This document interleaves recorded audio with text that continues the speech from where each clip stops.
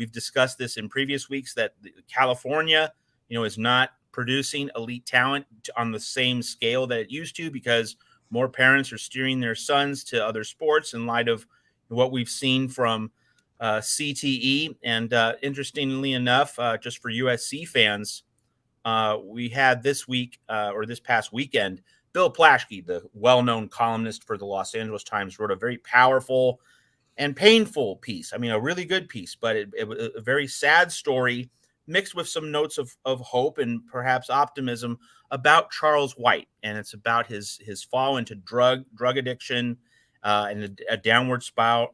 USC employed him after his playing days were over, and it didn't work out. And he made a lot of bad decisions. But, we're learning it wasn't really Charles White's character. It was CTE, that's what he's been suffering from. And so the piece documented the struggles, also his family's journey toward discovering that, hey, this wasn't Charles White, just acting out, being an idiot. This was the ravages of CTE. This is a commonplace story. We've seen it with plenty of other football players at once their playing days are over.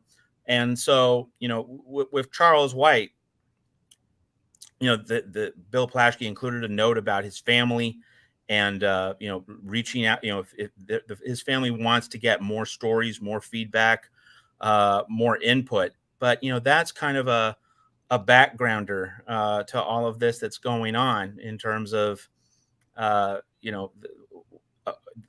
profile of the program and the other things that are part of the USC story right now. So, that's kind of a piece of context in all of this.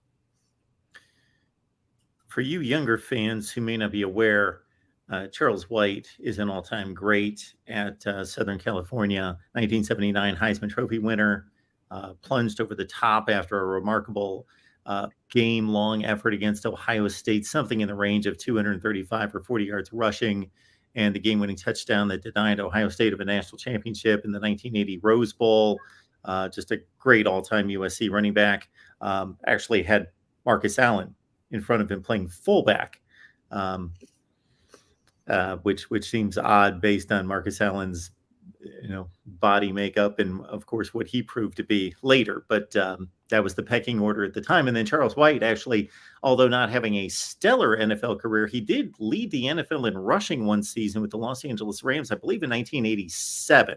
That's correct. That was part of Plaschke's story. But I mean, it just brings up the fact that CTE is still top of mind for a lot of people in California. And again, the football culture there is different from the football culture in Texas, in Florida, in Ohio, in Pennsylvania. So you're not seeing quite as much football talent coming through the pipeline in California. USC is going to be needing to win national battles outside of California, outside of the West. Obviously, this doesn't mean you stop recruiting Southern California. And of course, in the Big Ten, Ohio State's going to be in Southern California competing for elite talent. And USC should be able to get its share. But in order to be at that national championship standard, because of the CTE's awareness and how it plays in the state of California and in households where parents are steering their sons away from football and more toward other sports, you're going to need to progressively win more and more battles outside the West, outside California in the coming years. So that's why that Tackett Curtis recruitment really is so big on so many levels for the Trojans.